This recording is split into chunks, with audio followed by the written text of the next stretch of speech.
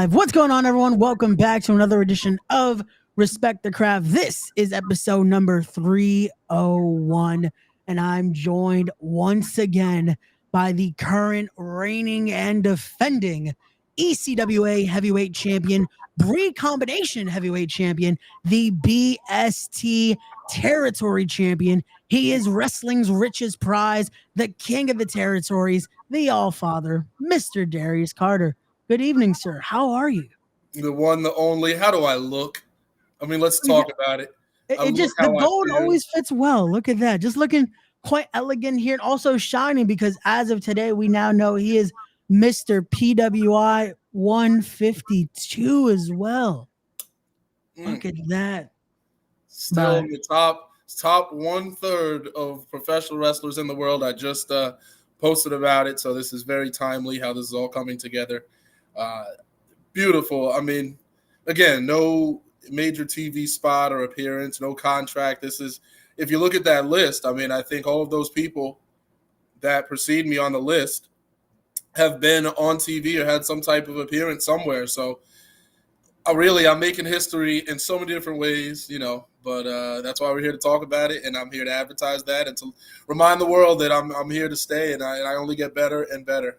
So this championship dictates that. And so many others that I have on this. There's every time we do one of these, it's just like, now I have to add another championship to the intro here and another name to the intro here. But as we continue, another one I should have said, because I said it a few weeks back, I'm going to start calling you Mr. Respect the Craft here. Because when there's people, when you talk about a podcast like this and you talk about this craft that we love here, this art that we love here, you have to talk about one Mr. Darius Carter as well. So I'm glad to have you back on here, brother. Listen, and I'm here to help boost viewership. I'm here to help put eyes on the brand. You know how the business goes, So listen, it's always a pleasure to be on here. And there's so much to talk about. And I know we do these in good intervals because I think before there had been a pretty decent space. No, definitely. I think it was, I want to say a year's time before we did our second. So it's a nice little update here, especially because even since then now, since the last episode we did, there's been so much, including this match right here that I definitely want to talk to you about, which was you got to defend that ECWA heavyweight championship against the fallen angel himself, Christopher Daniels. And just what a match, again, to defend that prestigious ECWA heavyweight championship with the run that you've been having, to defend it in the Super 8, and then to have another defense against none other than a true pioneer in this business, the fallen angel. Just talk us through that matchup right there, man. I mean, Christopher Daniels is the original trailblazer in terms of being someone who came from the grind and did it the right way, won the Super 8 tournament in 2000, took that momentum, catapulted his career, came back in 2004, won it again. And I mean, at this time, Ring of Honor was starting to come up, so he was a founding father for really the promotion for us all to watch coming up at that time. I mean, when you're coming up in the early 2000s, you were looking at Ring of Honor. You were watching Ring of Honor. Whether you were a fan particularly of Samoa Joe or Nigel McGuinness or Bryan Danielson or Takeshi Morishima or Homicide or Low Key, if you came up during those early 2000s, you were watching one of, if not all of those guys. If you were a true fan of the sport. So to see how everything has come to be now, and again, this is about building my legacy and to making my name be something that'll be placed among these legends, amongst the best. And that's how you do it, is you face the likes of Christopher Daniels. I literally said in my promo to him that, because he gave the promo back, which was fantastic because the man didn't have to say anything, right? He could have just gone into the match, given me the match, and that's it. But he made sure to address me, and he talked about how I could have followed his trail, as so many others have, and found my success that way. And as I stated, I found my own way. I navigated my own path. Why follow you when I can be my own man, when I can be the Darius? And that's what I did. So to clash with him, his legacy, which is already established, firmly established, and followed by the likes of so many, versus me, who I'm building a legacy, something that will be remembered, and people are already, following behind, but people will, by the time this is all said and done and wrapped up, it will be a legacy. You will have monuments of Darius Carter, I assure you of that.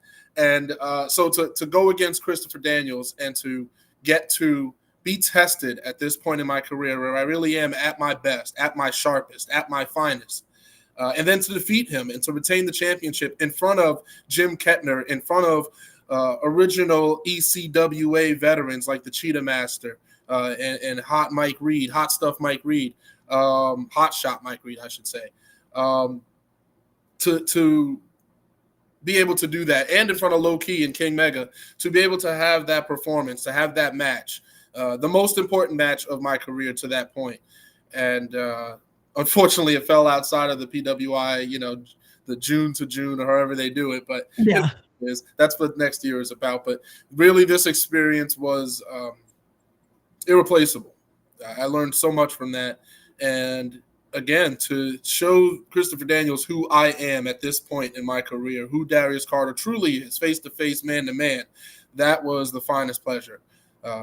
Just a match that I hope to have again one day with that man. Again, a real trailblazer, and I needed him to meet a true trailblazer today, because I really am doing it my own way. It's unprecedented. It's unprecedented when you really think about it. You got to stop and think. But again, for me to be number 152 in the world, no TV appearance. I wasn't on AEW. I wasn't on WWE. I wasn't on Impact or TNA. I wasn't on MLW. I've done it my own way, traveling, making, doing the WrestleMania weeks, going to California, going to PA, going to Florida, taking the trips myself, being my own man, riding zero coattails. This is how you do it. Takes a little longer, but the prize is. Oh, I was gonna say, without question, though, it has proven once again, time and time again, it's worked out. Like you show right there, you have that BST territory championship on your shoulder. You have that ECWA championship. You have that Bree combination heavyweight championship, and still to this day, a record holder of that Warriors of Wrestling heavyweight championship, the Catalyst Wrestling Heavyweight Championship, the historic reign that you had there. It just just you look at the catalog of just championship reigns and accomplishments. We can be here all day. Like, let's talk about it. And the thing is with Catalyst Wrestling, which is so funny to me, and I always have a laugh, people still think I'm Catalyst champion to this day. People will say, what's going on with Catalyst? And, how's the reign going? And when was your last defense? And I'm like, I have not been champion for a moment. And they're like, oh. I'm not going to lie. Working there, I know, again, the title switch did happen. But at one moment, I'm like, oh, yeah, Darius did lose, unfortunately, the championship beforehand. And it's like, oh, that did happen. It happens like that with Warriors of Wrestling too often, because I'm so often champion and I reign so epically over there. But yeah, it's definitely been with Catalyst like that. That's been one, especially because I think because of the lack of activity makes it more of a prevalent question where you're like, hey, what's going on with the championship? It would happen with Tier 1 back in the day too. But hey, that's what it's about, being the flag bearer, being the go-to guy, being the top person, being the number one. It's a position that not a lot of people can handle, and people don't understand that. And a lot of times when you want a fantasy book, you want to talk about who should be here and who should be there and why they should have this and why they deserve to have this. Listen, being at the top is a very difficult thing. The chase is one thing, but being the champion, being the top person, being the standard bearer, the one that sets the standard for the locker room and for everyone that walks in and out of that promotion, that's a whole different job. And are you willing to take that on? Are you duteous? Are you ready to be that person? A lot of people are not looking to be that person. They don't want to be, they want to be in the crowd. They want to collect their money amongst others, but they don't want to have to be leading people along the way. And that's fine. But that's the difference between them and me. And that's the difference between carrying this hefty BST championship, by far the largest championship that I've ever held. I mean, the Grand Prize Championship, the Paris is Bumping Grand Prize Championship, was a literal trophy. So I don't think that counts in terms of it is obviously counts as a championship. It doesn't count in terms of hardware. So I don't want to compare those two. A trophy to a title is not a fair weight comparison. But again, this in terms of size and watching my entrance in the Bronx, coming out with this big, beautiful piece of gold around my waist. It's going to be an entrance. It's already turned up to the nth degree, but with this championship around my waist, oh my goodness, every light is going to bounce off and blind you. It's going to they're not the cameras. My goodness, but the viewership numbers will be up, baby. Whoever's got the purest, whoever can zoom in the best, whoever's got that the most advanced phone.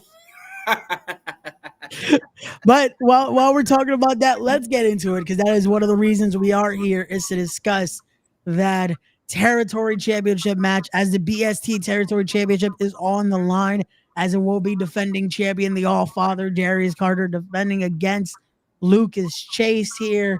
And this has been talked about. Again, it started at We Are Wrestling. We saw the rise here of you becoming the king of the territories, truly defeating the best from all around, even going head to head with the likes of George South. And to now be crowned at the last We Are Wrestling event, that BST territory championship. It was just a little too poetic, if you will. So to see this, too poetic. What does that mean? It made too much sense. Just a little, especially everything that was going on that night. I was a little preoccupied. So I was a little. Well, that's what happens when the facts come to light. When the truth comes to light, of course, it's what you expected, because it's the truth. The truth should be what you expect. You're caught off guard when you're hit by lies and mirages and all these little false details that you get every day in your life. That's what distracts you. But the truth is real. And if you have the right sight, you can see it coming. And Darius Carter's success should never be a surprise to anybody. It should never be a shock, or it should never be awe-inspiring. Well, I mean, it's an awe-inspiring moment, but it should never be shocking or surprising to see me prevail. So when I stood over Dan the Man, that was an expected result. You see Darius Carter, you see Dan the Man on a Versus poster. Who do you think is going to prevail? I mean, with due respect to Dan the Man, and as much as he's done in his career, and the veteranship that he has, he actually has been doing this longer than me. But that doesn't mean that he is better than me. And I proved that when I snatched this championship from his grasp. His grasp was not strong enough, and I had to take it from him. And ever since then, this championship has become more of a talking point, a greater discussion point, to the point of us taking these promotions taking over 4 months to deliberate and to find the right competitor. This wasn't about just finding a random person or, let's just make this a good match. Let's find somebody who's a good wrestler. That wasn't what this was about. There were multiple promotions that came together. 2 of them, of course, being BST and We Are Wrestling. And several others that were throwing names into the hat. We were trying to find the right challenger, the right date, the right opposition. All of these things had to align because people are wrestling different shows, different times. So it took, again, over 120 days to land on the who and the when, but we finally did. And now we have a line of contenders, which you will start to see over the next few months. Because, of course, I'm going to beat all of these people, but you will see a line of contenders, the first of which is Mr. Lucas Chase. He was chosen because he is a current standout of both We Are Wrestling and of BST. He did main event the last We Are Wrestling event, Okay Paso, the dog collar match against Anthony Gamble. And, again, with these being 2 of the most prominent promotions in all of these promotions that are having these discussions, Lucas is a good and healthy first pick as an opponent. I supported that. I like Lucas. I think Lucas has a lot of fight. I know Lucas has a lot of fight. I watched that dog collar match. I saw what he's capable of. Anthony Gamble is someone I faced in the first round of the We Are Wrestling Grand Tournament and defeated him. So, if I beat him and he beat Lucas, then I should beat Lucas. But again, this is a different type of match. And Lucas is somebody who has been garnering momentum across the states. Was, again, a healthy choice. I like the choice. And when I retain against him, I go into 920 against Kylan King, who was one half of the IWTV Tag Team Champions. So we're already,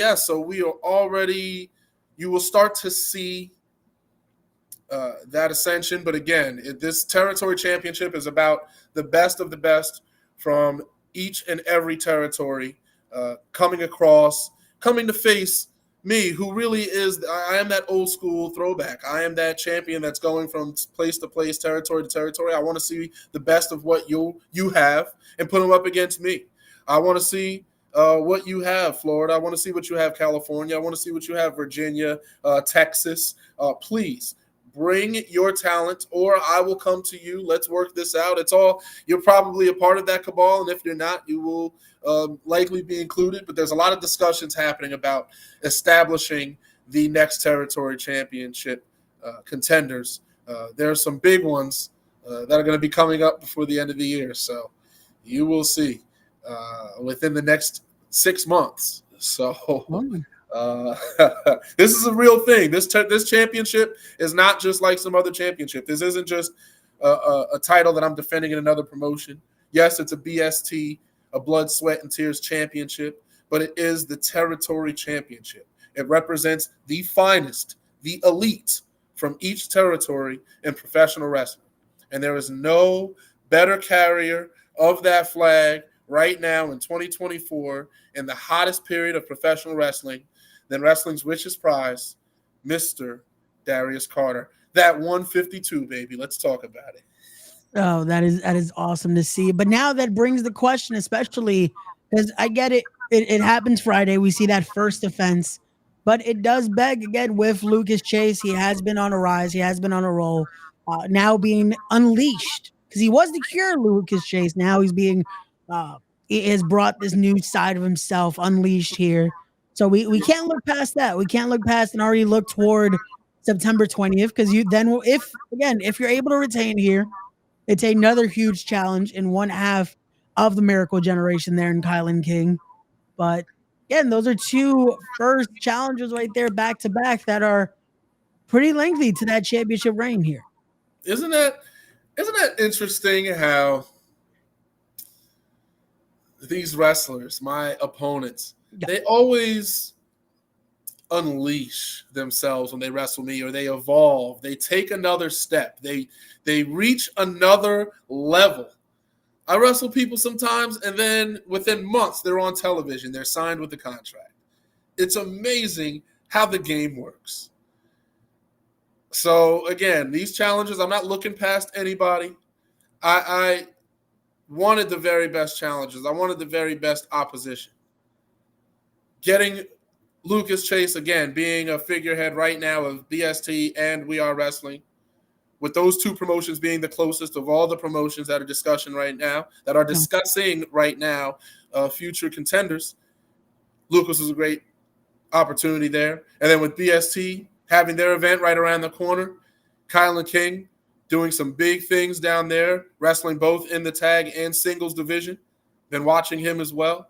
So, again, these are challengers that were carefully chosen. These are not randomly selected wrestlers. These are not people who are losing matches, who are getting a championship opportunity. These are people who are making moves state to state, picking up Ws, and, again, are at the top of their territory. Me, I have expounded beyond my territory. I am greater than my territory, and that's why I'm taking this championship everywhere I can, facing opposition of the highest caliber everywhere that I can, to keep this championship shining and in the spotlight. Again, 152. Let's talk about all the things that I am and that I represent, because I'm taking them up with me. I'm taking BCW up with me, Warriors of Wrestling up with me, BST up with me, with that mention, right there in the PWI. Just because I'm champion, has any other previous BST territory champion held a position like that on the PWI? I mean, I'm just asking these questions here. Where the numbers don't lie, ladies and gentlemen, and my numbers are facts. My numbers are in your face. They're large, they're bold, underlined, italicized. Come on. There you go. Again, you can't disagree with the man. But here we go. We have Lonnie in the chat saying the All Father there, and then wishing some congratulations here on 152. There you go. There you go. And then we have on X here from Steve asking, who do you feel are some of the better commentators on the Indies? I guess that's for you, Mr. Carter. Here, who do you feel? Just asking questions. Okay. I guess so. No, that's fair. That's fair. I mean, I enjoy Rob Williams. Rob's a good commentator. I enjoy what he does at Warriors of Wrestling and the details that he goes over.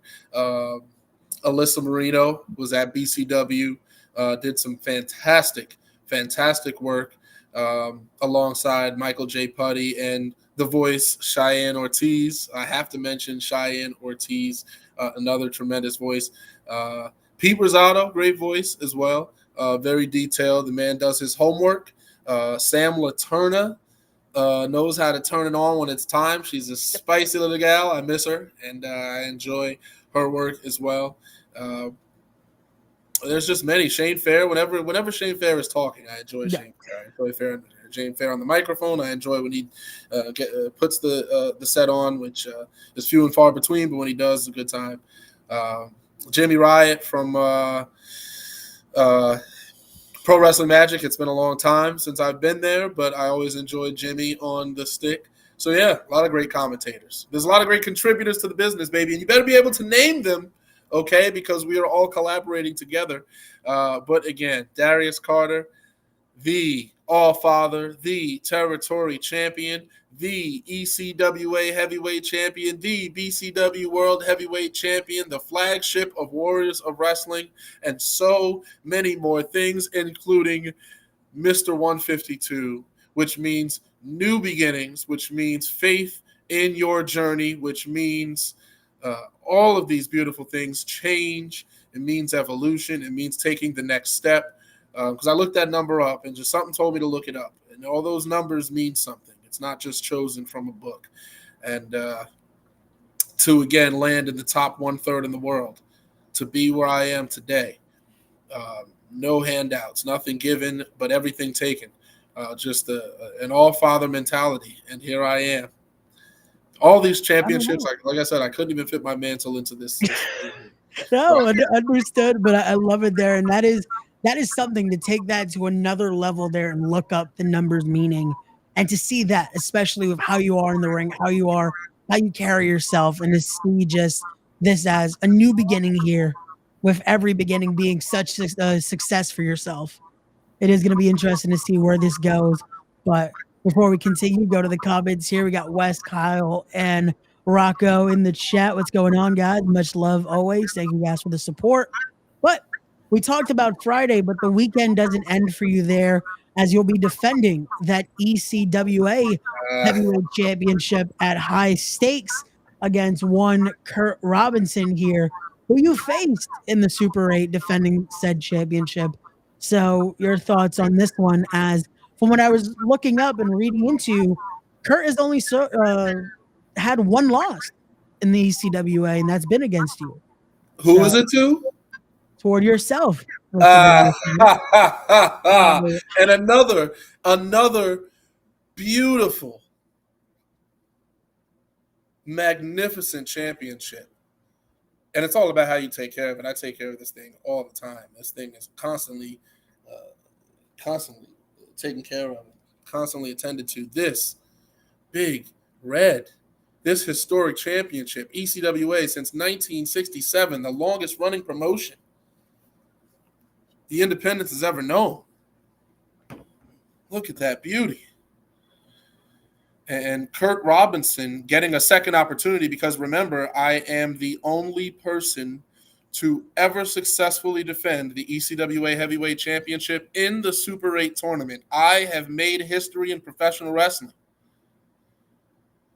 And the last person I beat to make that history happen was Kurt Robinson. That was for the ECWA Championship.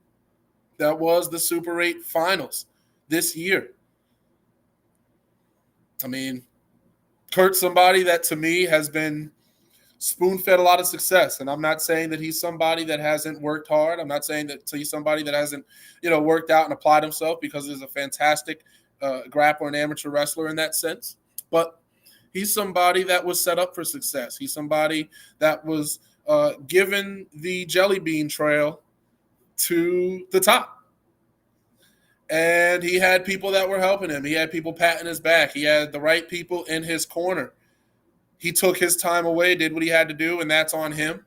But he comes back, and instead of being this humble talent that could just be fighting his way to the top, he talks arrogantly. He shows ego. He sits here and he talks about my success, and he makes jokes on me, and he talks about me, but he should be applying all of that focus to himself and why he isn't a flag bearer at multiple promotions. Why aren't you holding top championships all over the place if you're on the same level as me? He thinks just because we're both on the independents that we're both on the same level, and that is incorrect. Now, he's talented.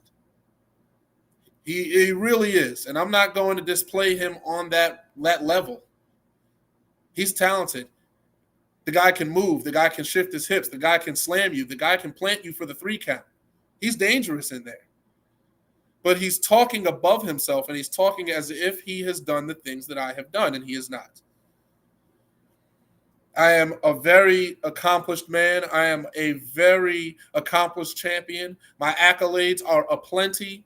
They multiply every time I show up on this podcast. So that's not going to be downplayed, especially by somebody who took a sabbatical and then came back. Now, Kurt, again, I know this is going to be a test. I know that he's going to be a challenge. I'm not expecting a cakewalk by any means. He wasn't a cakewalk in the Super 8, and he came in hurt. But that's the tournament. That's the life he signed up for. So there's no excuses that he can make. Oh, I came in hurt and you took advantage. Well, that's the game. I didn't come in 100% either. All right, my match before him was Steve Pena. If he had Pena before me, listen, if Pena was on his bracket, he might not have made it to the finals. Could have been me and Pena in the finals. And I beat Pena in the semi. So, again, it's also about where the puzzle lies. Would it have even been Kurt in the finals if we really want to take it to that level? But here he is getting his straight one-on-one opportunity, no tournaments, no previous matches that night. Here's his match. And when he loses, he'll have no excuses to make. He can't go on Twitter and start typing and cracking jokes because he'll have lost twice. He'll have gotten beaten 2 times on 2 occasions by the greatest thing going today, and he will have to humble himself. He will have to bow his head and pay respects to the All-Father. That I can't wait for, because the kid has a big ego. He's a very arrogant man-child. And listen, again, talent aplenty. The guy can go. The guy can move. But it's that mouth of his I don't like. I don't like how he addresses me. I don't like how he talks about me. I don't like how he talks to me. I don't like how he thinks that he can do this better than me when he can't, and he has no proven track record of him being capable of doing so. It's an insult. I take it as an insult, and I will pay it back with a receipt by pinning that man or submitting him if I choose to this Saturday at ECWA. High stakes. High stakes for him. For me, it's high stakes every night. Every night. Any night I slip up, it can be over because people are preying on my downfall. So for Darius Carter, it's high stakes every single night. I have to show up and be the best every single night.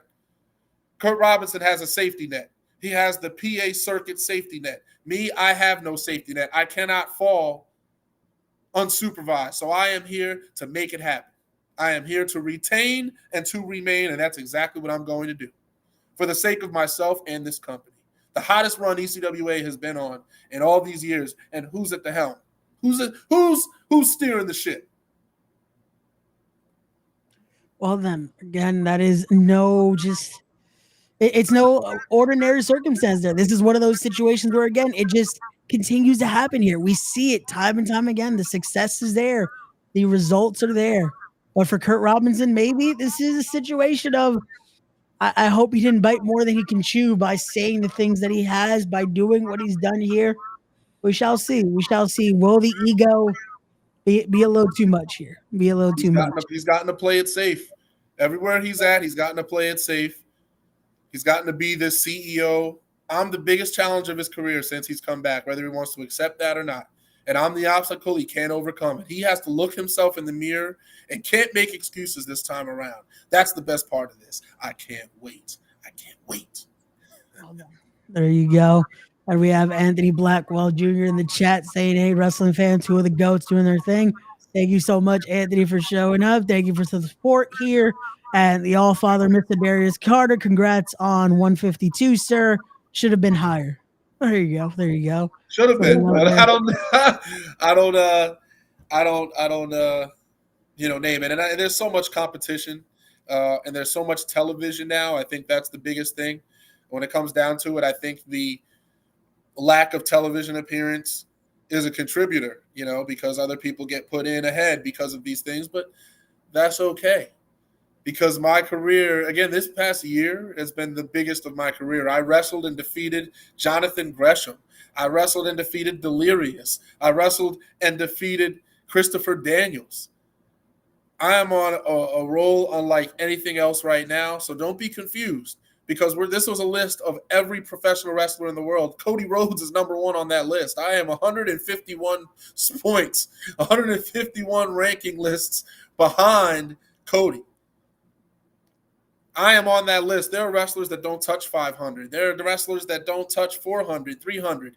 And here I am where I am. So it is a blessing.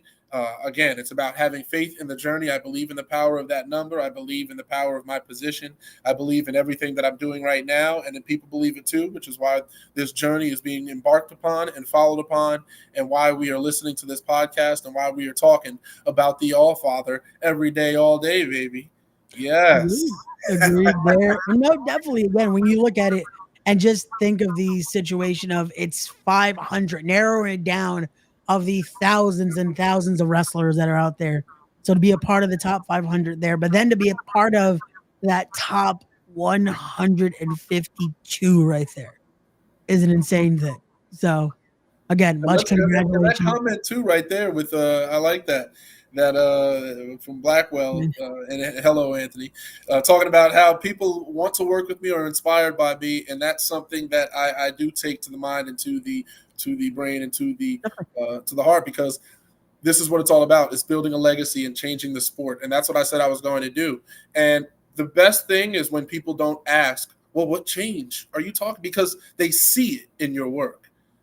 If people don't have to ask you, it's because they see it and it's already being shown. People don't have to ask me, what does it mean to be the All-Father? They see me exude it. They see me live it, and they already understand it. They see me be a champion. They see me live it. They understand it. When people are able to digest it without having to ask a million questions, it's easier for them to go to. They're going to put it on their plate. I'm going to take that every single time because it's tried and true. It's reliable. It's go-to. And that's what Darius Carter is. He should be on every plate. He should be on every dish because I am the finest thing in the game today. I make everything taste better, and I make everything I touch turn to gold. It's the Midas touch as applied by Darius Carter. So it's a great life, and I'm glad to be living it. And I did want to point out that comment because, again, inspiring people to want to do it their way and not have to ride a coattail and not have to do this or that. Again, it's a longer path. It's a more difficult path, but the results are so much greater in my mind. The fruit is so much more delicious, and it lasts longer. You can't deny my resume because it's proven, it's legitimate. And every single time I'm on this podcast, as we've discussed, I've done more and more and more. Within a place of a year, I could have won 8, 9 more championships, 10 more. I mean, we're talking about 25 career championships that I have held. I have spent more time as a champion than I haven't. I actually can't recall the last time that I haven't held a championship. I mean, at least one championship that has been on my mantle or that has been in my carrying bag. I have been a champion and a top champion somewhere, anywhere, everywhere for at least the past 6 years. So right there, that is a feat alone. And again, it's one of those where these aren't just, oh, he's champion for a month, champion for 2 months. No, these are year reigns or close to it. Like these are very lengthy reigns, and you see it again. Those results are there. The who's who of opponents, men that I've had on here, the likes of Alex Shelley, you have defeated defending said championships. The likes of Colby Carino, the likes of Homicide. Just it goes on and on and on. The names you just mentioned a little while ago. It's just the resume. Anthony Green, we could throw Anthony Green in there. We could throw in Akira. I mean, I have faced and defeated some of the best in the game. So don't ever wonder. Don't ever say to yourself, well, what's going on? Because, baby, I am active and I stay active, competing against the best in the globe. That match in California for VXS against MBM, who came from Belgium, was a sleeper hit for people. That was match 2, and we were following Jay Malachi, who is now Javon Evans in NXT, one of my boys. So to go out there after that match and to do what we did, and for people's attention to be completely captured. They said, we to this day messages of when are you coming back to California? So this is what it's about, is making that impact and leaving that seed in people's mind that they come back and they water it and it blossoms into a tree and I show up. And that's what it's all about. It's about great business. It's about great wrestling. And it's about the sanctity of this sport and upholding these brands, upholding these championships. And look what I've done with the ECWA. I mean, again, ECWA has been doing very, very well these past few years. But since I've become champion, it's been so much more discussed. It's been a greater point at the table. I mean, let's talk about the PWI run that they've been on and me at that helm. Let's talk about the Super 8 and some of the challenges that they had this year. The likes of, again, Avery Jacks. You had Steve Pena, who was in that tournament. We had some heavy hitters in there. Yes, we did. And I had to make it. That is the best thing about the Super 8. Again, you see the who's who in there. You think about that lineage. Again, the men that you saw at that event that you faced Christopher Daniels, you saw that just the lineage of what ECWA was, what it continues to be, and what it continues to pave that road for that next generation of what the company will and could become. So it's an insane thing to see. But we got Anthony Blackwell saying Darius versus Matt Mikowski at Frog Sport is still my favorite. There you go, with Weapon X. I can only imagine a great technical affair right there. That match was emotional. That was the first and only professional wrestling match I've ever shed tears after that match. That was an emotional match. I had given everything that I had at that time, and I've improved so much from that point.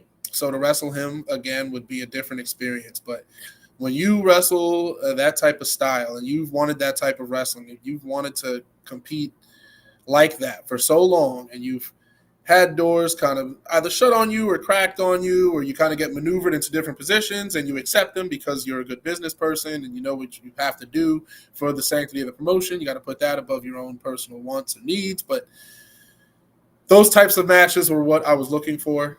I've been looking for those technical matches. I was looking for those shoot style matches, and to be able to do them was tremendous. To be able to really take Frog Sport and to take Camp Leapfrog and to contribute to them as they contributed to me. And that really got me. I think that was a major part of me being on PWI in 2020, which started my 4-year run, of being a top considered professional wrestler in the world. 5-year run, really. And it's I'm very grateful for that time. You can't always go back. But that match and the way that I felt, and the holds and the grit and the energy and the true to life, the hammer and nail of professional wrestling, and just the puzzle that it is, and how you have to think and be on the spot and be on the nose. You can't be asleep. You can't look away. You can't be away from the TV screen. You can't be away from the moment, because you will get snagged up. And that's what I love about it. Matt Mikowski is far and away one of the greatest opponents that I've ever had in a professional wrestling ring. We will wrestle again, and I will defeat him, and it will be a glorious day.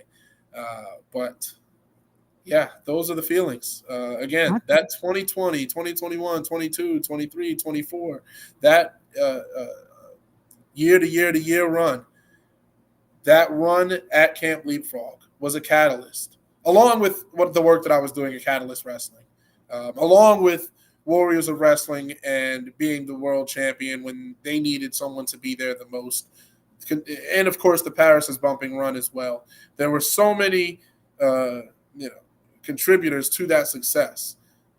And there were so many contributors to the success this year. Again, I feel like that match with Gresham, I almost wish that it was mentioned. But, again, I have all these championships I have to represent that, and I don't submit the bios to them, by the way. So ever since I got onto the PWI, I was like, well, they know me, so I'm not going to submit. I like to see where they place me.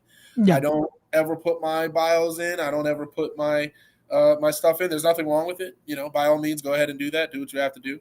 But I haven't, ever since I've gotten onto PWI, which was back in 2020. And again, there have been those, they count them as those separate years. So 2020, 21, 22, 23, 24. So those 5 periods, I've ranked in all of them. So I've gone up every year, 337 to 231 to 149 to 144 to 152. So this year was a little bit up, but like I said, there was a lot of TV, a ton of TV to cover for. There's a lot of Ring of Honor, and now with AEW and TNA and WWE, of course. So they got to get those spots. But still, it's only a few spots. I'm still hovering in that same place. I'm right there in the top 1/3. And like I said, it's right there that it's still to be, again, in those 500, but to then be that high as well, again, is a great feat, no matter how you look at it. And again, it is so much that I feel like you would almost need, again, a page to rank all of your accomplishments, to say the wins against Gresham, and then every championship. There's only so much they can put in a bio. You know what I mean? I mean, they can't fit it all there. I wish they could have put the link to the match and I wish you could have scanned it with your phone and it pops up. There it is, right there. That might need to be the next thing. How they do the digital edition anyway? Why not just have it be separate? Just there you go. Look into this bio. Look fully into this bio. There you go. A match catalog, something innovative like that. Tiger Driver had done stuff like that. They did a match catalog back in the day. Little things like, hey, scan that. Boom, here come, top 5 Darius Carter matches or 10 of his matches. As PWI advances, maybe that's something to look into. But that's probably going to be for the top people. But maybe they could sprinkle it out through. Hey, you never know. We could see that in the future. And then when they do it, though, we'll make sure to clip this where the idea was thrown out first. It's all about how much you care. It's all about how much they care, right? I mean, really, it's the possibilities are endless. Definitely so. But here we go.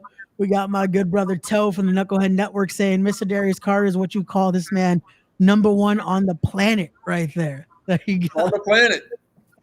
We're talking all professional wrestling here. I mean, oh man! Shout out to my good bro Toe from the Knucklehead Network right there. Anthony saying the story you carried on that show was amazing. Frog Sport and that show was my breakout as well. I'm happy to share that with you. Oh, there you go. That is awesome right there. Shout out to Anthony as well. He does his thing, not only in the podcast side of things, but also a great commentator as well. So much love. Another great commentator too. Hard worker, a hustler, always making sure things are in the right place at the right time. He was a pleasure to work with at Camp Leapfrog. So thank you for that. No, that is awesome. Definitely. I hope in the future, at least, I get to call a show with Anthony, because that would be amazing there to do some commentary with him. But as we continue here, because we still have some more matches that we have to discuss, which includes early in October there, it will be for Matt Pro Wrestling on October 5th. You're going head-to-head with one Daniel Devine here, who it looks like he's trying to take a little flair from you, Darius. He's looking to to have his own nicest jacket there and try to You see that, right? know some things. I was looking, I'm like, I feel like that looks familiar just a little bit. I mean,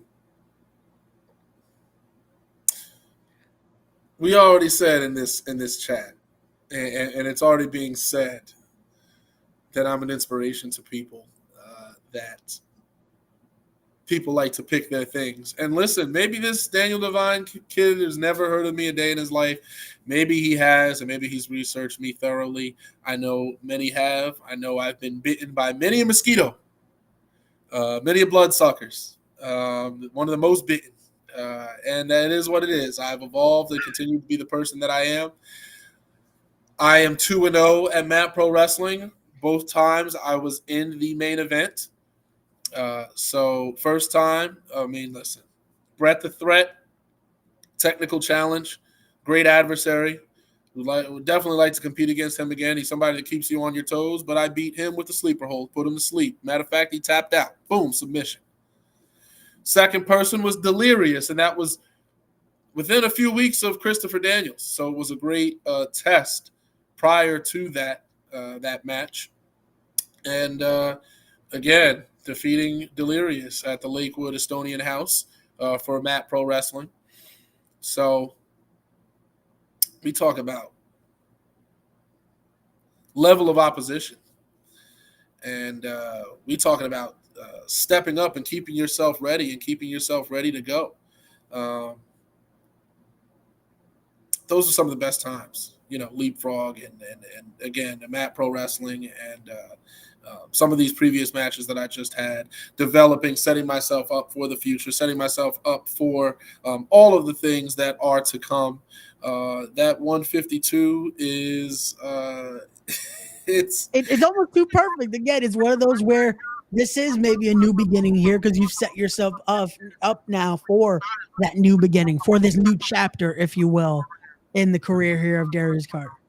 Yeah, and that's what I love about it. I mean, and again, it's having faith in that process and seeing all of these things come to you in time. Seeing all the success that I've had, you have to stop and you have to look. I'm one of those people that's always in motion. I'm in perpetual motion, so I don't stop per se, but I do have to remind myself to stop and smell the roses, because you do have to look to see how far you've come, or else you can't appreciate it. And I guess getting back to Daniel Divine, I drifted away from him because he's trying to beat me. No, Daniel. No, I'm intrigued by him. There's a lot of whispers that I've heard about him. He's considered to be a dark horse for Mat Pro Wrestling. Again, I'm 2-0. Had those two major matches there, both main event matches. Will this be the main event? Most likely. So that means this Daniel Divine has to step up. Who are you? Who is Daniel Divine? What does it mean for you to stand in this position? Are you prepared to do what it takes? Are you willing to risk everything? Are you willing to put it all on the line? Do you want this as much as me? Do you think you want this as much as me? Do you feel you want this as much as me? I mean, I am the litmus test. If I was him, I would be asking around. I would be doing tape study. I would be saying, how do I find out about this man? And if he already knows about me, which we both have a feeling he does, then he might want to double down on those tapes. He might want to put that headpiece on like Dexter in Dexter's Lab when it was the Omelette du Fromage episode. Maybe he wants to just play Darius Carter matches in his sleep and try and figure it out, because I'm going to be 3-0. There's a lot of things happening in Mat Pro Wrestling, run by Ray Mars, one of my closest, oldest friends. He's testing me a little bit over there, but there's a lot to see over there. There's a lot to watch over at Mat Pro Wrestling. And Bastille Day, again, that match with Delirious, one of the best that I've had. That was the main event of their last their last show. So Daniel Divine, to go from Delirious to Daniel Divine, I'm coming in hot, and I will absolutely run through you in 3 minutes or less if that's what I have to do. I mean, the pay is the same, so don't come in slacking, because you will get dropped, and I am the one. I will tap you out from the grappling early on. I can tap you out from a wrist lock. I can tap you out from from a front face lock. I can tap you out from a cravat. So I mean, you might not make it out of the grappling phase. Can you grapple? Can you wrestle? Can you move? Can you dodge? Can you protect yourself? Can you defend yourself? I mean, your life is on the line, because that's the way that I look at this sport. I defend this profession with every fiber of my being. If I have to put your face into the dirt to see some sunshine, then that's what I'm going to do. So, Daniel, be ready. That's all I can say to you. Good luck, kid. Well, then we shall see what happens there for Daniel Devine. And like you said, continue to go up in Mat Pro Wrestling. Again, 2 amazing first matches there, going up against Delirious, and then to be victorious. That just shows you what the All Father can do and what we'll continue to see from him there. But shout out to Bradley in the chat saying 2 of the greatest ever do it. Much love, Bradley. And a great artist, Bradley, as well. Definitely. I mean, he does some fantastic work for Catalyst. Some of the best graphics that I have to ever repost or advertised come from Catalyst, and they are edited by this man. So thank you for that. Between him and Mai with the pictures, the photographs, just tremendous work. Oh, definitely agreed there. Amazing team at Catalyst. And there we go, sending blessings and love to both. And congrats to Mr. Darius Carter on his 152 ranking. It's only up from here. There you go. Much love from Bradley there. But as October continues, that same day, though, before we move on, you have another event that you'll be a part of. It was just announced. Warriors of Wrestling returns Saturday, October the 5th. But it's still not been announced who you'll be going head to head with. At least on social media, it's not been announced. But yeah, you look at the poster and you can start to think it was announced. There's a lot of options right there. There's a lot of options of what we There's a lot of options. So we will see. I'm just coming off a major match with Marcus Mathers. Yep. That was the 3rd match. We wrestled 4 times but one of them was a mixed tag match. That was last year's King of New York tournament. So 3 different promotions, 4 different matches. So, Marcus Mathers, I will see you again.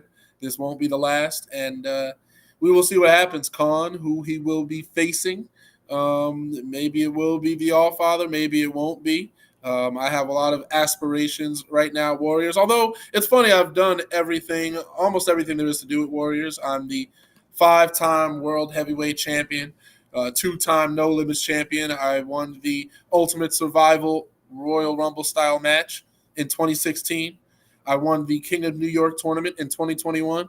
So I have won every single majors accolade that there is. Every single championship that you can have as a singles competitor, I have won it. The only thing that I have not done at Warriors of Wrestling, the only championship that I have not claimed is the Warriors of Wrestling Tag Team Championship, because I've never been a tag team competitor. But to be to get the full thing, to win the full mantle, for full acknowledgement as a Grand Slam champion, that is a championship to win. So maybe myself and Abdul Nasir will go and capture those, the Hostile Collective. But I still have some moves to make. It is the end of the year, which is one of the hottest periods for Warriors of Wrestling. Obviously, the anniversary show at the end of the year is their biggest show of the year. Definitely. Yep. I have main evented the last 5 of those. So if I am not heavyweight champion by then obviously the chance of main eventing is diminished, but that does not mean that I won't be the main event regardless. So there's a lot to look forward to. There are a few things that are up in the air, and it's an exciting period. I see that as exciting because when you know that Darius Carter is coming in as the world heavyweight champion. That's how you've seen it the last 5 years, essentially. If I didn't go in as champion, I went in to challenge for it. So this year, there's quite a bit up in the air. But again, I've done everything that there is. I'm a living legend in real time in Warriors of Wrestling, the most established person on that roster when it comes to championships in Warriors of Wrestling. Nobody has done what I have done. Nobody's made the history that I have made in Warriors of Wrestling, and I'm there every month. So you'll never know what you're going to get, but you know it's going to be quality, and that's a great place to be. No, agreed, and definitely for that anniversary event, it was announced a little while back on the Knucklehead Network. I believe a certain Dijak Hijack will be making his way to Warriors of Wrestling for that anniversary event. So stay tuned. Stay tuned for that one. It's another one. Again, they see me. Can they handle the spice? We shall see. We shall see. But that month of October for you doesn't end there, because a few days later, the spooky season begins, as it will be for the BCW World Heavyweight Championship at Nightmare at the Mecca. It will be the All-Father Darius Carter defending against Dr. Sleep Anthony Gangone. And this matchup right here, it is very familiar to see. You two, it feels like the paths have always aligned here when it comes to Anthony Gangone and Darius Carter. From the days of the Crusade to days of just even, again, both of your careers. It seems like somehow we always line up once again here, and we line up here for the main event of Nightmare at the Mecca here. And it's for that BCW World Heavyweight Championship. Your thoughts on this, Darius? I mean, this championship holds a special place in my heart because I've basically helped build it truly to a new level. I mean, I win these championships and I elevate them, but the BCW World Heavyweight Championship is one that I particularly gave identity to. There are a lot of people that come into BCW and have only recognized me as the BCW Heavyweight Champion. They do not know anyone else who has carried this championship. If you quiz them, they could not tell you that previous champions were the likes of Joe Gacy, who, of course, is now in WWE, was just main eventing a Monday Night Raw and just opened it now for the season premiere. Azriel, Mike Orlando. These are previous champions, but many people could not tell you. And it's not because they're not good. It's not because they weren't talented or because they're not memorable.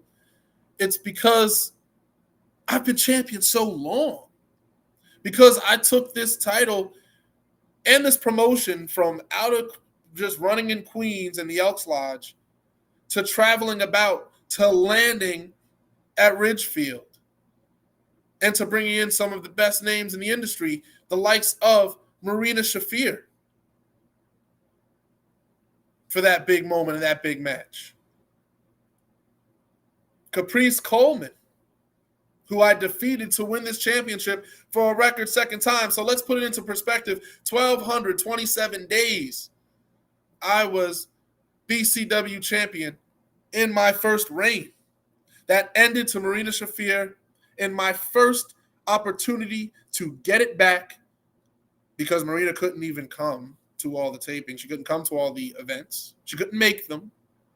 So she had to mail the championship back, and it went right back to BCW, and then that belt was put up on the line. That championship was put up on the line, myself against Caprice Coleman, and then I put him down, won this championship back, and I have been reigning over 500 days in my second reign. I have held this championship longer than anybody else. No one will ever hold this title longer than me. This company will shut down and go defunct before this championship is ever held. More than it's been held by me, better than it's been held by me, to a higher level than I have been able to take it to. Nobody can do what I have done with the BCW World Heavyweight Championship. And the best part is that there is so much more to come. I took this championship to Atlantic City. The Showboat against JTG coming out in a limousine. Wrestled Dan Moff, defended against Dan Moff, defended against Riley Shepard in one of the most memorable BCW matches in history. Defended against Austin Theory. I'm sure you've heard of him. Defended against Sue Young. Defended this championship against the best of the best in the biggest matches BCW has ever known. And Gangone is next in line. Gangone has been one of my most loyal confidants, a true brother and friend. Gangone is somebody that was extremely reliable in the Crusade, brought in as the hitman, and he performed to a perfect degree. He hit from the right angles, he hit at the right time, and he helped secure the Crusade many victories. So I hold him in that regard, and I'm not going to downplay him just because we're having a match against each other, just because we're competing against each other.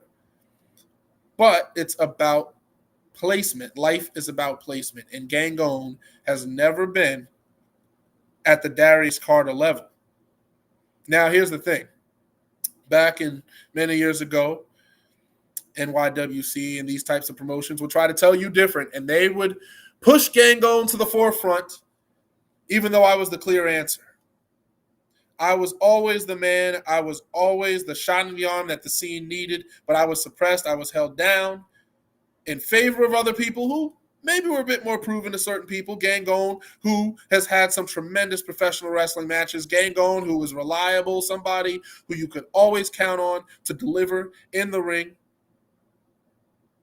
But it was once he joined the Crusade that he developed that persona, that he truly found out who he was, that he wasn't wearing sexy savior on the back of his trunks anymore. Now, and you remember those days, now he's finding out who he is. He's not just teaming with Mark Quinn.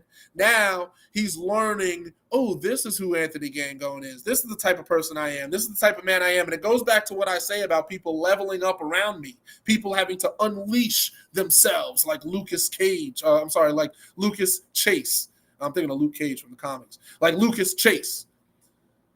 All these people have to level up around me. All these people have to step up around me. Why is that the case? Why is that the position?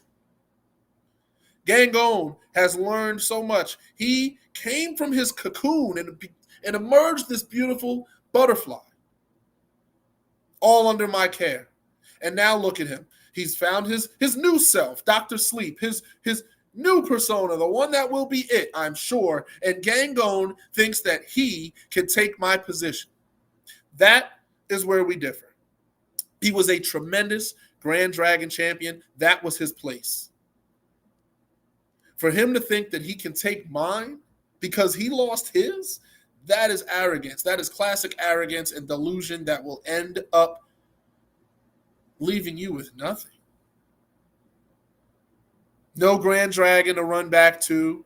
No World Heavyweight Championship to try and claim. To try and claim the higher championship as a rebound is really something. But listen, he won a 20-person Rumble.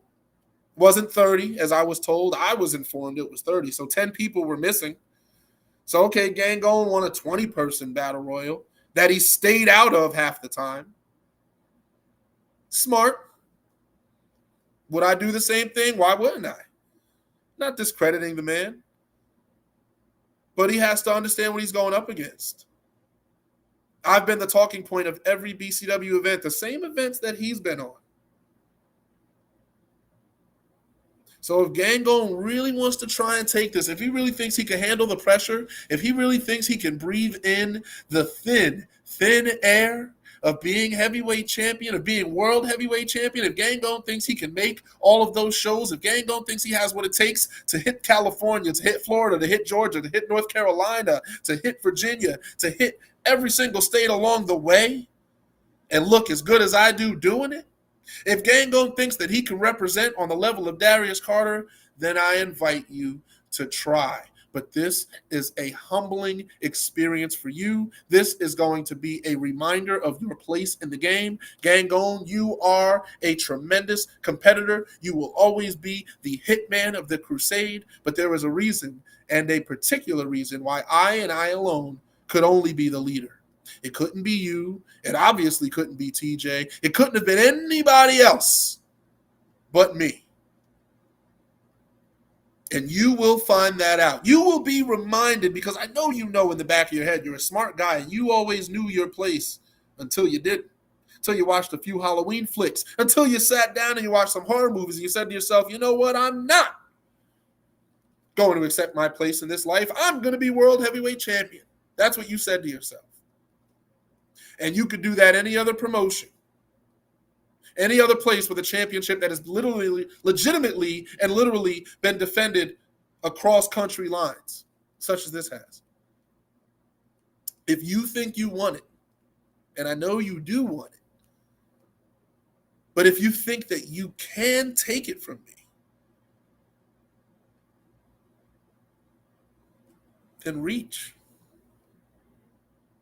But your grasp, let me tell you, your reach better not exceed your grasp. And a lot of times, with a lot of people, it does. They can reach far, but they can't hold on tight. So let's see what you got, Gangon. Grand Dragon. That wasn't enough for you. You're getting greedy. You should be looking down and you're trying to look up. Big mistake. Big mistake. Should be looking laterally. You should be looking around you. You should be looking for an opportunity in the vicinity around you, and you're looking up and you're trying to shoot high. After losing to Jay Bougie, perhaps the biggest loss of your BCW career, and you want to try and come back to me after winning this Rumble made you feel that good. It's Halloween season. I get it. Ooga booga, right, Gango? Right? You feel like it's your time. You feel like you've got me right where you want me. I remember that tag team match, you and me. Yeah. Jay Bougie in face. Gangon trying to pretend like he's this grand manipulator, like he could ever pull strings with Darius Carter. Baby, I know where every string is in your body. I know where every ligament is. I know where every bone is. I know how you operate. I know how you think. I know how you breathe. I know how your heart beats. Every member of the Crusade, I know how your heart beats. And I know how to stop it. And I know how to pull the plug very quickly. So I look forward to it, Gango. Dr. Sleep. Dr. Sueño. Let's see what you got. So I do have to bring this up. Again, much respect always, Darius. I don't mean to anger you with this comment, but you say you know Gango, and you say you pull the strings here. What happened in the Grand Dragon tournament? Oh, that tournament that I never wanted to be in? Come on. You were in it. Come on. Look, how long? When did that tournament happen? You remember? Want to say 2021? If I'm not mistaken. Right. While ago, right? Come on. What are we talking about? 500 days apart? Ever since that time, I went on to beat Caprice Coleman. Would Gangon do that? Maybe he could. Maybe he couldn't. I believe in Gangon. I do. But look at what I've done since then. Look at who I've beaten the championship defenses since. And let's also mention, if we want to get really, down to the nitty-gritty of this point. And I don't discredit him for it, because Gangon utilized a low blow in that match, and he also utilized a choke that did not force my submission. I did not tap out. The man caused me to pass out, so he cut me off. So again, Gangon gets his credit, but that was many moons ago. And since that time, the person that I am, the person that I have become, the championships that I have accrued, the success that I have achieved continue to outweigh Gangon's. Now, Gangon had a great run, and listen, he had a great night that night. He really did. It was arguably the best night of his career. But if you ask me, that was the biggest night of his whole run, was the night that he made it past Darius Carter. Because since that night, he has not beaten anybody of my caliber since. He has not been faced with a challenge of that caliber since. Now, with respect to Jay Bougie is up and coming, but Jay Bougie is also the person that beat him. So let's take Jay Bougie out of that conversation. Let's talk about everyone Gangon has defended that championship against, between myself and losing it to Jay Bougie. With due respect to them, they were not the person that Darius Carter is. They did not make the history in BCW that I have made. So if Gangon's entire argument going into this match is that he beat me 3 years ago, since that time I've won 2 Super 8 tournaments. Since that time, I've won even more championships. Since that time, I have become even more prominent, even more unbeatable of a world heavyweight champion. If anything, we've only seen more cracks in Gangon's armor because he actually lost his championship. The person that beat me for the BCW championship is regularly on AEW television as part of the BCC. She can't make it back to every show. And she couldn't make it back to this show because I beat her. And she knows it. And her husband knows it too. So let's not play that game. There is nobody on the level of Darius Carter right now today in this space. And Gangon is tremendous. If there was ever a guy that could be the one, it would be Gangon. I can say that to you. But that man cannot get past me. He never will get past me. He never will be the leader when I am in the room. It just doesn't happen. He can be the leader of other groups. He can lead a house of Gangon and put masks on them too. But one thing he can never free himself from is the fact that I am his superior. And he will relive that fact. Nightmare at the Mecca. There you go. That will be, once again, October the 20th, Halloween season, Nightmare at the Mecca for that BCW World Heavyweight Championship. Get your tickets now. But as we continue here, we got D Rogue in the chat. What's going on, brother? What's going on? He's enjoying the great words here of the All Father. But from all the matches we talked about and all the opponents, I did want to bring up one more topic here to talk to you about, because I have been watching that you've been a part of a new great podcast as well. Shout out to Sean Donovan and Dan Moff, as you guys have been hosting Cards Subject to Change. I just wanted to discuss a little bit here how this idea came about and just give you guys your flowers, because that has been a podcast that I don't watch many wrestling podcasts, I will admit. But it's been an interesting watch for the first 3 episodes so far. Yes, so I'm a big network / Peacock person, so especially the WWE Network, because they just had some specials on there that I thought were very groundbreaking and very different, and you wouldn't see them on normal television. So some of my favorite ones that they have on Peacock now that seem to be discontinued, but they're still there. Some of the things like Icons, they have, they go back and they talk about some of the legends like Rob Van Dam, Yokozuna, Beth Phoenix. I think those are the 3 episodes they released. But those are the types of things. There was also something called Heels, which was looking into the antagonist mindset, which I'd made a discussion about. I made an appointed discussion to people about how we could do something like that on the independent level. And then there was also that one, which we ended up, the Table of 3, which I was a fan of. And I was always thinking to myself, well, I'd like to find the right couple people that we could sit down and have like a table of 3. Maybe you have a few drinks or, whatever it is, and we're just talking the business, just talking the talk.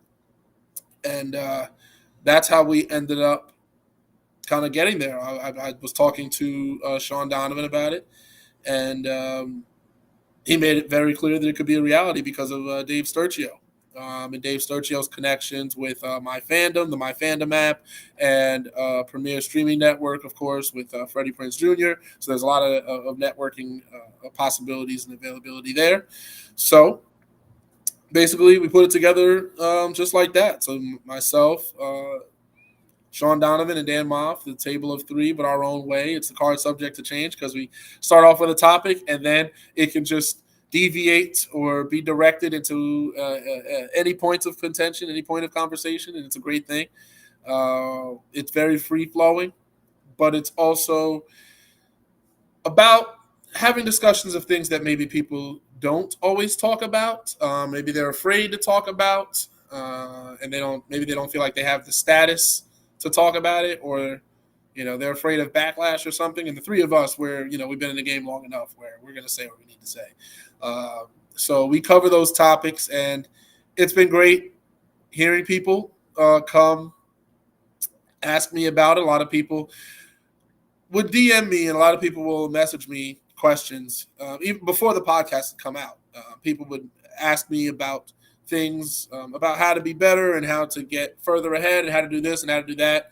So it's my way of kind of helping to answer those questions without answering 1,000 DMs.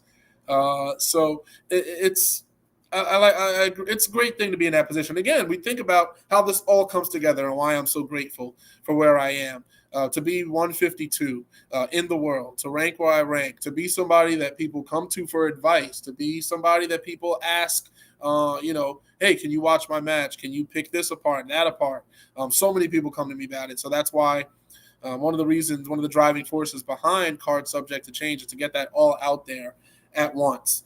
And to just have fun and to remind people that that's what this is about. Like, yes, this is about being tough and about being gritty and about accolades and about being the best, but it's also about a level of camaraderie and understanding that we are here to bring this sport, this profession. I wanted to say both words at the same time. When the vocabulary, it's like the two dictionaries are smacking against each other at the same time. But that's what gets you to that next point. And man, those guys, I love Donovan, and Moff is one of my favorite opponents. I always say that Moff is one of them. He's like a checkpoint opponent that I have. Him and Azriel are people that I will wrestle once every year, once every few years, and we're always better than we were the last time. So it's always great having someone to continually test yourself. It's like we ping pong off of each other in terms of ideas and things. So two of my and Marcus Mathers is starting to get there as well with us having 4 matches. When you are having 4 matches, 5 matches, 6 matches, 7 matches over the course of many years with the same person, you do start to not just learn about them, because you should have learned about them by that point, but it's like peeling the onion back, and there's so many layers, and you don't stop until you get to the bottom. And some people get tired, or some people, okay, that's enough. For me, I always love peeling the layers back. I can't stop doing it because when it comes to Darius Carter, you can't get to the root. You'll get tired. Your hands will get tired. You'll never fully get to the core of what Carter is because I am an amalgamation of so many things. I am so deep in who I am and what I represent. And I love wrestling opponents that are like that. And Dan Moff, Azriel, again, Marcus Mathers getting to that point of peeling back that onion.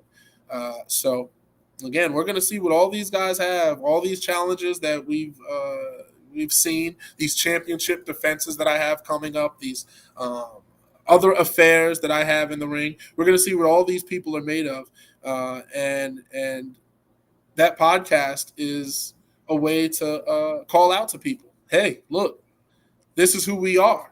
It's accomplishing so many things at once, but it's also like, hey, if you're looking for guys like us, we can come to your show. We can come to your promotion. We will help clean it up. We will help clean everything up the right way. We're not talking about being in the office and politicking. We're talking about coming in and promoting hard work, promoting match quality, coming in, tearing the place down, making people want to come back, creating programs, creating interest, generating buzz.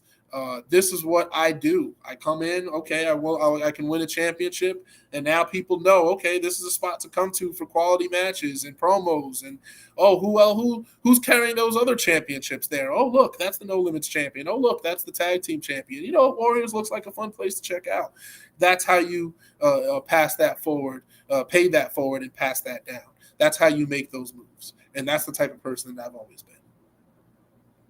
Got you. And again, it's one of those where hearing you three speak and hearing you guys, the topics you're discussing, and hearing there was one that I love that Donovan was quoting, finding comfortability and uncomfortability. That was like, that's a great quote right there. Like thinking about, especially with the business or even life, finding that, I was like, okay, there's something here with what you guys are doing that it makes me want to keep watching. So definitely stay tuned to that, folks. Episode 4, from what I saw from the socials, coming soon. This week. So there you go. I feel like by now, though, you guys have to get a whiskey sponsorship eventually with the amount of whiskey that has been drank on that podcast. There could be a few sponsorships, but yeah, we sip. Well, no, correction. You and Donovan sip. Moff the last episode, I was like, okay, we share something because me and him, when a bottle of Jack Daniels is around, it goes by. It Yeah, goes listen, days go by, and so does Jack Daniels. Oh man. In the presence of old mafia. Uh, listen. To each their own. I mean, we all have our particulars. Like if it was sangria, I would be. It would be. You would be seeing the bottom of the glass more than you'd be seeing the top of it. So Hey, we all have we all have we our all have choices. our enjoyment there. It's all good. It's all good. But as we start to wrap this up here, I started to realize there's one question that I added to the repertoire here that I haven't asked you yet because of the time lap between us being on here. So I wanted to ask you this. For your career so far, again, we talk about the amount of opponents you faced, the amazing matches you've had. For Darius Carter, what is a match you would say for your career so far that you would say that defines your career?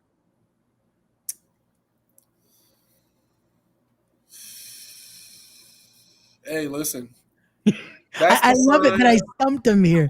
I love that. That's the sign of a fruitful career is when I can't just go back to one match and say that it was just one thing, because the Crusade run in 2016 was so instrumental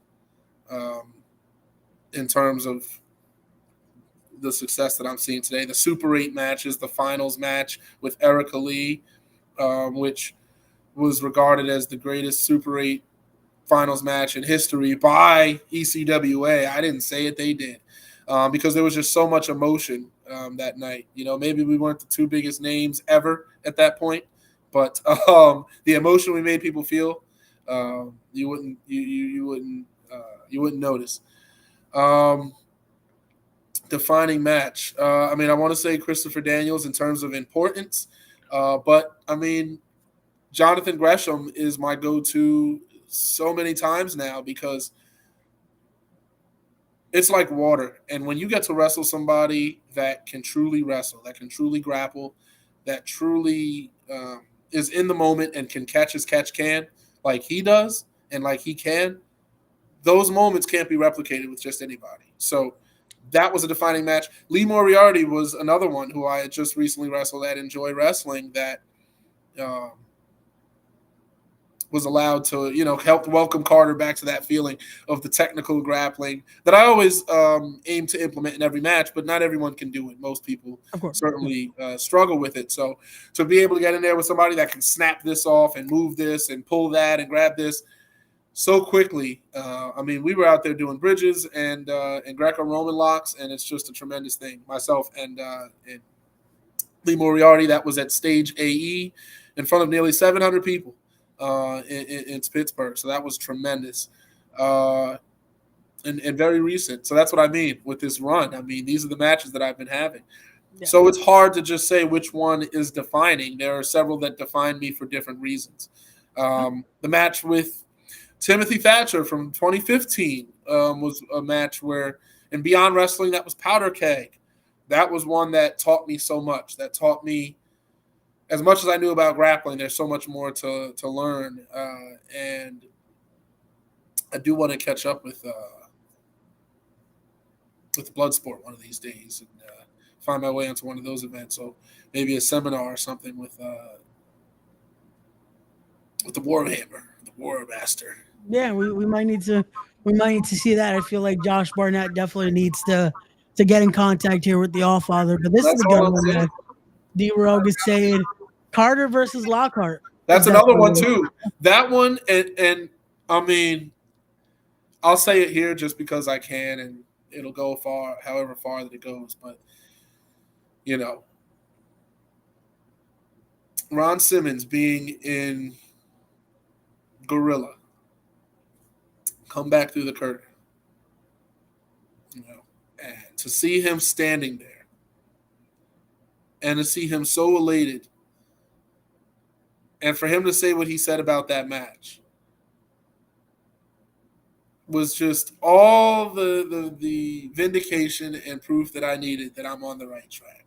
Ron Simmons, first Black world champion, standing because he was sitting watching all the matches. I was watching him watching the matches. He was sitting watching through the curtain.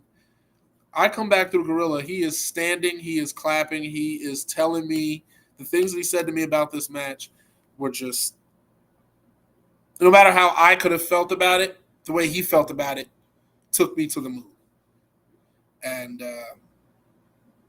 that has to be a defining match for me, just for that alone. Myself and Darius Lockhart. That was Lockhart's return match after over 2 years at Ashe in North Carolina. So Darius Carter, again, traveling, getting out of the state. So, Darius Carter's making those moves. I am not in New Jersey, New York's mainstay anymore. I'm not just staying here. I'm traveling. I'm getting out as much as I can. I want the people to know that's what that territory championship is also about. Traveling, seeing new places, seeing familiar places, places that I've been to 5 years ago, 6 years ago, coming back. So there's so much history in the game, and you got to help contribute to it. Got you. No, definitely so. Again, this is what, again, that new beginning could be. Seeing where this takes you, where it can go state-wise, country-wise, because who knows? Again, the out of the U.S. as well could be in your near future. Who knows what can be that path for the All-Father here? A match that I definitely think, when it comes to especially that style, that technical style that you love to do in there, that you to implement, I feel like in 2024 or hey, even 2025, we have to see Drew Gulak versus Darius Carter. Gulak's another one. You know what's funny about Gulak is I've wrestled him twice. I wrestled him in way younger periods of my career. Yeah. We're talking like 2013. So it would be very, very interesting. It would be very, very intriguing to lock horns with him again. I mean, listen, I want the best wrestlers. I want the best individuals. So again, him, it could be Thatcher again. It could be Zack Sabre Jr., who I've somehow never wrestled, even though we've been on the same card before. Never wrestled. Tony Deppen. I mean, Homicide finally happened, and I can't wait for that match to get released. It happened a bit ago, but with Catalyst Wrestling. Yep. Getting to see me do that technical wrestling is like a gift. It's like a rarity unto itself. I mean, again, I'm always implementing it in my matches, but when we're talking about the true technical craft and the 1v1 aspect of it, where the other person has to deliver on that end, it doesn't happen nearly as much as I'd like it to for me. But when it does, it's absolute fireworks. Again, getting to do that with Gresham, getting to do that with even, I guess, and listen, Delirious was another one that we got to do some grappling in there. Lee Moriarty, I'll make Marcus do it too, Mathers. I mean, I will bring you into the zone. You know what? Mercedes Martinez was one too that back in 2018. I'd love to wrestle her again because we got to do some grappling as well, some very advanced stuff. So that's where it's at. Myself and Daniels got to dabble in there. So I really am pushing that envelope even further. I'm forcing more people into it. It is what it is. But it's getting those reactions. It's working. So that's what you do, People know my style, but the thing about me is that I also am able to acclimate very well. So although I am a technical wrestler, I can also brawl. I can also display, a power game when I need to, depending on the opponent. I can play the agility game because I am absolutely agile. You may see deceivingly agile, but it's because you're not paying attention. A very high vertical leap. So I can move. And the gas does not deplete. So I'm one of those. The chamber keeps on going. So Darius Carter is a very lethal package. When you really stop and you think about it, I can take a lot of damage, resilient can be. And the longer the match goes, the worse it is in your favor. You are playing a losing game the longer the match goes, because I figure it out quickly. I adapt very quickly to styles, whether it's lucha, whether it's high flying, whether it's that powerhouse game, whether it's another technician, whether it's somebody that throws you off with comedy. I am somebody that can adapt and overcome to any situation, which is why I am the top champion of so many companies simultaneously. That's how it works, baby. There you go. We got D-Rogue saying, when you ready to come to the West Coast? Well, he has before. I have. It's not like I haven't. And it's not like the matches weren't memorable. So we can't say, when are you willing to come? When are you willing to come? When are you ready to come back? You and all other people, all other inquiring minds need to put that out there. You need to contact the people that you know and the promoters that you know. Because if you're a promoter, a lot of promoters are fans, but a promoter is going to listen to the fans. Especially to the ones that are regularly attending their shows, the ones that are paying the most money, the ones that are buying the most product.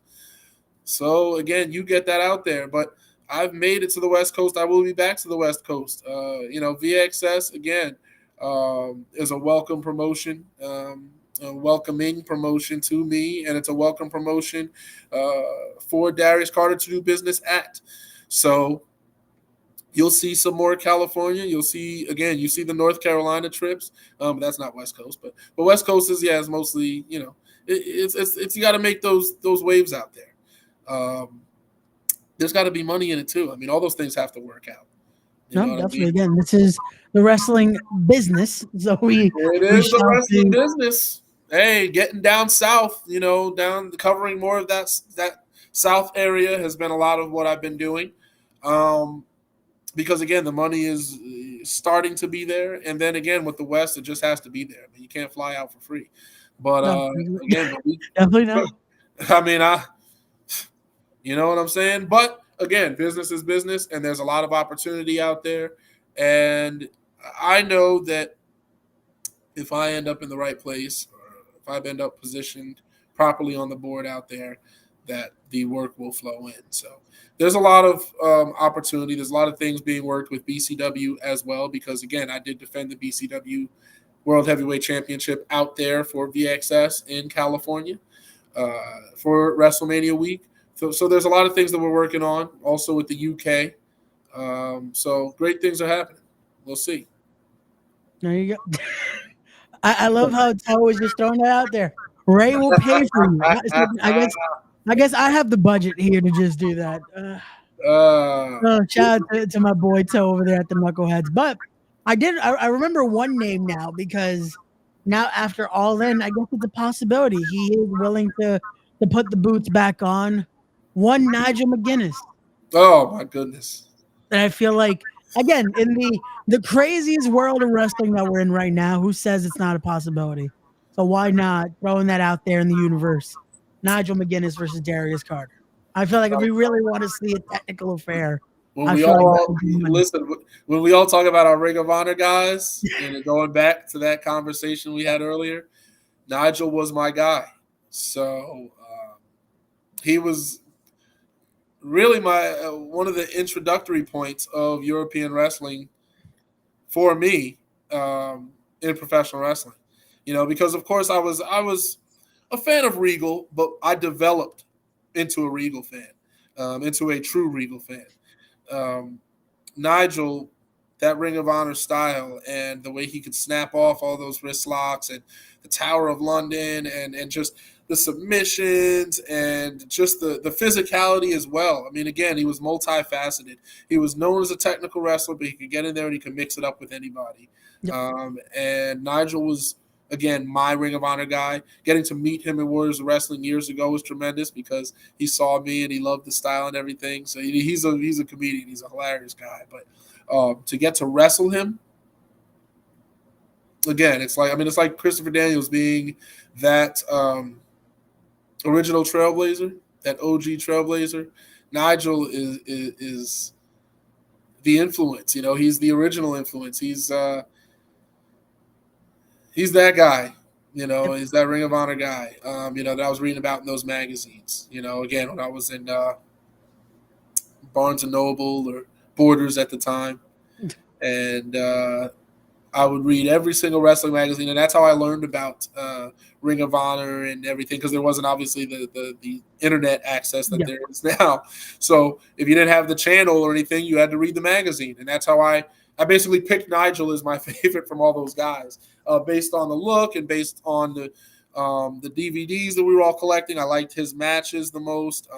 Again, between him and there were so many people, everyone, you loved everybody. So again, but everyone seemed to have their guy. I had a lot of people that had Samoa Joe, a lot of people that had Morishima, a lot of people that had Homicide, like I was saying before, or Low Key, or Spanky, or James Gibson.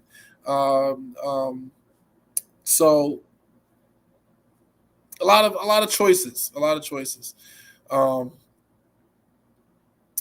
But Nigel would be something else. Nigel would be out of this world. Just to stand in the ring against him, and oh man! And there's definitely been some of the DC playbook has been watching Nigel matches from many, many years ago, and I've made my own little edits and adjustments. So it'll be really fun to put those two against each other, those two styles, and how would he counter a wrist lock? How would I counter one? That's what I love about it. How would he get out of a headlock? How would I get out of it? And just kind of playing with that science. That would just that I would shed a tear internally for that to happen. There you go. Again, we'll put that out there. Who knows? Again, crazier things have been happening, so we never know what could happen in wrestling there. Much crazier things have happened. So, definitely so. But we want to remind everyone, if they haven't already, make sure you are following Darius on all of his social media right there. Follow him on Instagram, Mr. Darius Carter right there. Follow him on X right there at Mr. Darius Carter. Darius, we want to thank you once again for joining us here.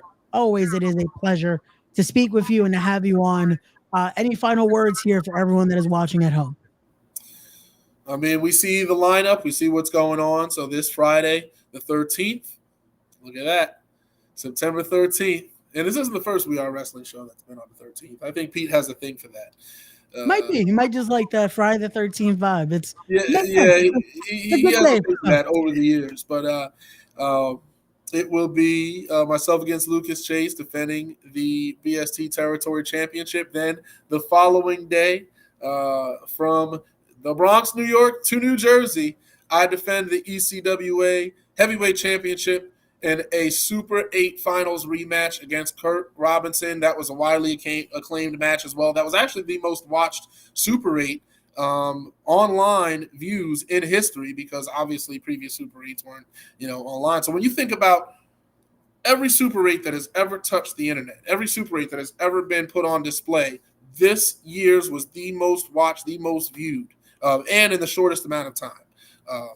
Again, I went in as champion, emerged as champion, defended the championship each step of the way. So Kurt Robinson will be that next opponent. 2 championship defenses, 2 states this weekend. Then the next weekend, should I retain, and of course I will retain, over Lucas Chase. Sorry, buddy, but the facts are the facts. Then I will go on to face Kylon King, okay, one half of the former IWTV Tag Team Champions, facing a current champion. And I'm sorry he had to let a belt go. He's going to be very distant from this championship as well when I defeat Lucas Chase, to go on to Hamden, Connecticut. Again, so we're talking about covering 2 different states in my first 2 defenses. First in the Bronx, New York, and then going to Hamden, Connecticut. Okay, within 7 days, territory champion, baby. It will be against Kylon King. And then we go on into that next month, and we have October 5th. So we have Matt Pro Wrestling against Daniel Devine. He seems to be inspired by the All-Father. I hope it's enough for him to draw air in his lungs and to last longer than others have, because that's what this is going to be about. I'm 2-0. I need to be 3-0. No hard feelings, but it's going to be a hard match. And then we move on to Warriors of Wrestling. So it's a double shot that night, with traditional double shot going into October 5th, the evening. And it will be Warriors of Wrestling. So we'll see what I'm going to be doing. You see me at the top there, positioned with Khan, and of course, current Warriors of Wrestling World Heavyweight Champion, new champion Dan Moff, who just won it from TJ, who had a very brief reign after stealing the title from me. It's funny how these people can't hold the title, but I seem to hold it for such a long amount of time. So after those two dates, we keep on going. And October is just, listen, you can find all of your Darius Carter essentials, Mr. Darius Carter, at Mr. Darius Carter. That's Facebook, Instagram, Twitter, /X, whatever you'd like to call it. At Mr. Darius Carter. I just fastballed some upcoming events to you, championship events, non-title matches as well. So much coming up for the Allfather. We are just getting into the final quarter of the year. We are off of that summer hiatus that you see a lot of promotions have, where promotions take off. We Are Wrestling was one of them, their last event being in April. So you will see that activity, and I've been active regardless, but you'll see all of that continue. And baby, nobody does it like the Allfather. So stay tuned. There you go. This is why he's Mr. 152. Ladies and gentlemen, thank you guys so much for joining us here once again. As always, don't forget to be wise, be genuine, be real, be better people, respect the craft. We'll see you guys